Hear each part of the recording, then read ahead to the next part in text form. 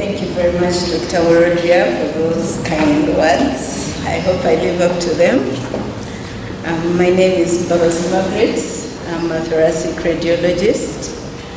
And I'd like us to go through just some of the key features on imaging when we image patients with interstitial lung disease. It's a wide topic. It's really inexhaustible, but I'll do my best.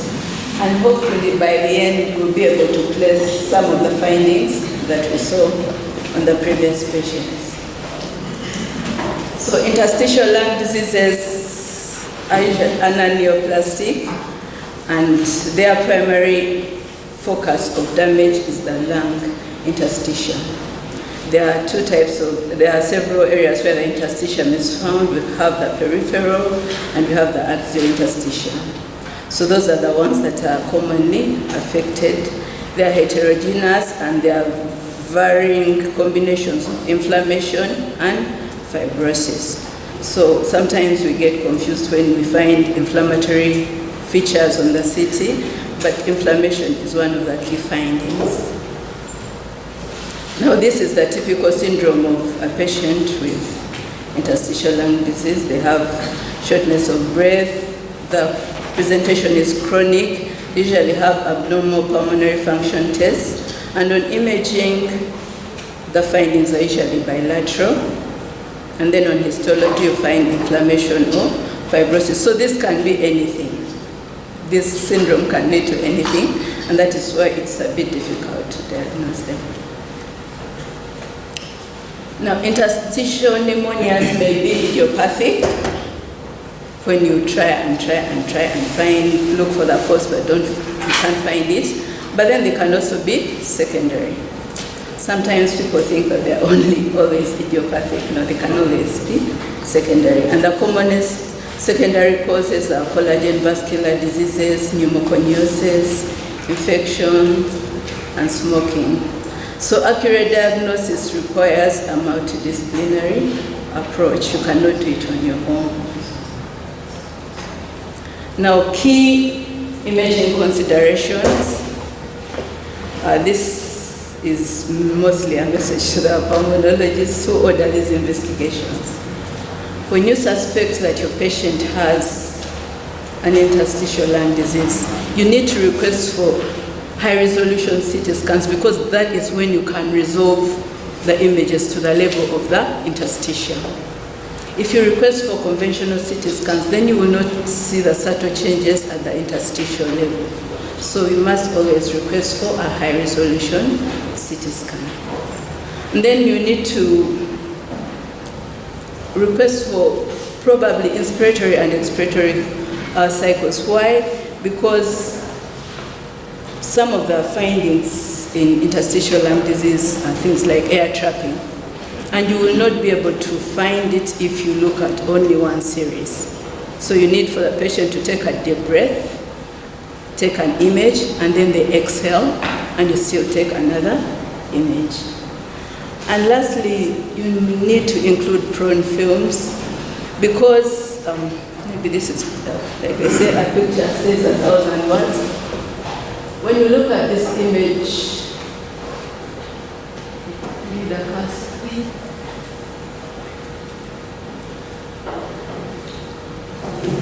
when you look at this image, at the lung bases, there are those ground glass opacities. Now, in a patient who is suspected to have interstitial lung disease, this is not something you can ignore. It might be the earliest manifestation of an interstitial process. But also in patients who are obese, in patients who are not really active, this could just be dependent opacities from aspiration, from dependent atelectasis. It could be any of those, and it has nothing to do with interstitial disease. But how do you know? If you turn the patient prone, these are the lung bases, and now you see that they have actually cleared. So the findings were not actually not real. It was just due to dependency. So sometimes you need to request for both prone and supine images. And in this one, I was trying to demonstrate why you need the expiratory film. When you look at this patient, this is a patient who was a known asthmatic. When you do the high resolution CT scan, the lungs look actually good. There's nothing to talk about. But when you do the expiratory film, you find this area of low attenuation, which is a pocket where air has been trapped. And you would never know that this patient has air trapping unless you did the expiratory CT scan. So since it is clinicians who request for these images, you need to be a bit more specific in what you request for. So now the approach to interpretation, clinical information is very important. Without clinical information, I can give you 1,000 diagnoses and you will not be helped. Someone who has had a process for 2 weeks is different from someone who has had symptoms for 7 years, and the differentials vary. So if you don't give us comprehensive history, then we will not be able to give you a logical diagnosis. And then you must ascertain the pattern of the findings that you're seeing, pay attention to the distribution of the patterns and the chronicity of the illness. And then if there are some other ancillary findings, they can help you clinch the diagnosis or even exclude it. So the common patterns for interstitial lung disease, there are so many, but in 2002, the American Thoracic Society and the European Respiratory Society came up with 7 common histopathological entities, which we now currently use to diagnose the interstitial lung disease. And these are the 7: the usual interstitial pneumonia, the nonspecific interstitial pneumonia, cryptogenic organizing pneumonia, acute interstitial pneumonia, respiratory bronchiolitis, associated interstitial lung disease, discomative interstitial pneumonia, and lymphoid interstitial pneumonia. So these are the commonest. However, there are some that we have not included, like the granulomatous diseases.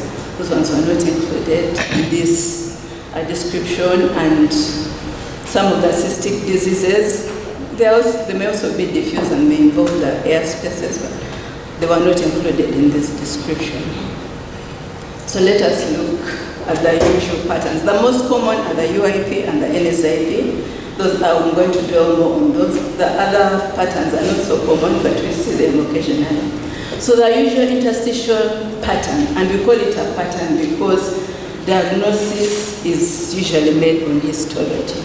So I can only describe a radiological pattern. And then along with the pulmonologist and the pathologist, we can actually come up with a conclusive diagnosis. So the UIP pattern is the pattern which is most frequently associated with idiopathic pulmonary fibrosis. However, you can see the UIP pattern in several other entities, like chronic hypersensitivity pneumonitis, collagen vascular diseases, asbestos exposure. So before you call it idiopathic, you need to exclude all these likely causes. If you can't find it, then maybe you can say it is idiopathic. And what are we going to see on radiology? There are so many features and they usually intermingle, but there are certain features that are consistent with the UIP pattern. And these include a subpleural location, basal predominance. The pattern should be reticular, meaning they are fine linear structures. Honeycombing is one of the pathognomonic features for the UIP pattern, plus or minus traction bronchiectasis. And then you should not have features which are inconsistent with the UIP pattern, and these include upper or mid-zone infiltrates, if the findings are peribronchiovascular, if you have ground glass opacities, more than reticular opacities, defined micronodules, multiple cysts, if you have diffuse mosaicism or air trapping in more than 3 lobes, or if you find consolidation. These are findings that could coexist with the UIP pattern, but they are inconsistent. So you need to rethink when you find these other features, even if they are associated with some of the findings in the UIP pattern.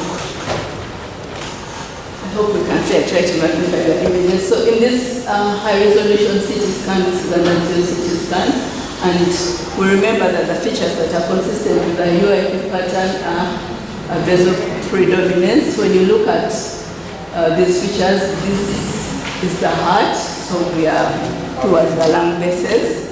So we have these basal reticular opacities. And then honeycombing. Honeycombing is a collection of cysts which are usually layered from the pleural surface upward. So if you have one layer, it's a bit difficult to call it honeycombing. But when you look at the contralateral lung, you find several layers of this, they called cystic areas. And this is typical of honeycombing. And when you look at this, around this area, you find these longitudinal structures. These are dilated bronchi, okay? And this is what you call traction bronchiectasis. The bronchial walls are being pulled by the lung fibrosis and creating this traction bronchiectasis. Yes, there may be some brown glass opacities, but they are not the predominant finding in this patient. Another patient has more extensive honeycombing and still in the basal areas.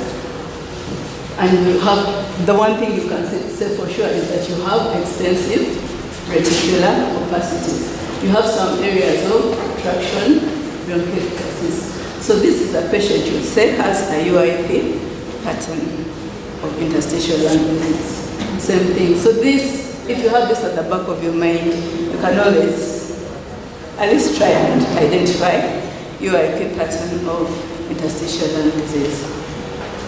Okay, next to that, you have the NSIP pattern, and the UIP and the NSIP are the most common that you're going to find, but it is very important to differentiate the two because NSIP actually has a better prognosis than the UIP, which may be due to IPF. So it is very good, it's pertinent that we need to identify which pattern are we seeing because it's going to affect management. So the most important thing that we know about NSIP is that instead of honeycombing, we usually have ground glass opacities predominating. So when you look at this patient, where we had honeycombing the other side, now we just have patchy ground glass opacities. Yes, they are also bilateral. Yes, they are basal. Yes, they are peripheral. So the distribution is the same, but we do not have much honeycombing. And how do you know it is fibrotic? Usually you have volume loss. When you look at this right lung, it has a higher volume than this left lung. So when there is volume loss, think of some sort of interstitial fibrosis. So predominantly, yes, you have basal predominance, but what you're seeing mostly are ground glass opacities. Now, one of the key features which I believe you will be able to see, one of the key features which will help you to identify NSIP is what we call subpleural sparing. When you look at the immediate pleural, there is always a clear line where there are no opacities. And when you see that, most likely you're dealing with NSIP pattern of interstitial lung disease. So this is, on this side, yes, you find that the pleura is affected, but on the contralateral side, there is a clear line of subpleural sparing. And this is a very good hint for you to identify NSIP. So like I said, why is it important to differentiate the two? They really have similar distribution of opacities, but honeycombing is more common in UIP, and ground glass opacities are more predominant in NSIP. So the other pattern is a pattern of organizing pneumonia, and in the past it was known as BOO, the bronchiolitis obliterans organizing pneumonia, but that has changed. So please don't write BOO unless that patient has bronchiolitis obliterans, which is an airway disease. But organizing pneumonia is non-specific, and many conditions produce organizing pneumonia as a response to lung injury. Any of these conditions can produce organizing pneumonia as the evidence of lung injury. But in case you assess the patient and there is no cause that you can identify, then that is what we call the cryptogenic organizing in pneumonia. That's the idiopathic version of organizing pneumonia. And what do we see in organizing pneumonia? You're going to see mostly consolidative changes, which are patchy, which are along the bronchioles, peribronchiovascular, and they are peripheral. So when you look at these pictures, you can actually find clear cut lines between the different interstitial lung diseases. So typical organizing pneumonia, you have patchy areas of consolidation, peribronchial vascular. So along the bronchioles is where you have the pneumonia or the consolidative lesions. And then occasionally when you're lucky, you find this typical sign which you call the atoll sign or the reverse halo sign. So you have an area of consolidation with a central area of ground glass opacification. If you think about the actual halo, it would have an area of consolidation with a ground glass opacity outside it. But this is the reverse halo sign, and it is typical for cryptogenic organizing pneumonia. But sometimes you're not so lucky to get it. So the AIP is not one that we see a lot of, but it is a rapidly progressive form of interstitial pneumonia which develops in an otherwise healthy individual. And its histological finding is usually diffuse alveolar damage. And what we are going to see on high-resolution CT scan is mostly ground glass opacities and consolidation.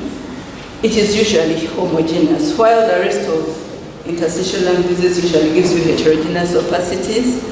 AIP is usually more homogeneous. Linear opacities and honeycombing and traction bronchiectasis are rare. You may find them, but they are rare. So this is a patient who has extensive ground glass opacification, and if you can look closely, you can see thickened septa interspersed with a ground glass opacity is what we call the crazy paving sign. So it's one of the findings that you may find in AIP. Now, the smoking-related interstitial lung diseases mostly are respiratory bronchiolitis, interstitial lung disease, and DIP. Those are usually smoking-related, and the typical findings really, I don't know that you can see them, but when you look at the lung, you have multiple ground glass nodules spread all over the lung. They're very tiny. And this is not normal lung aeration. They are tiny nodules which are spread all over the lung, and in some areas they conglomerate to give you ground glass opacities. So I had wanted us to look at one of the patients. I didn't get to see the other one.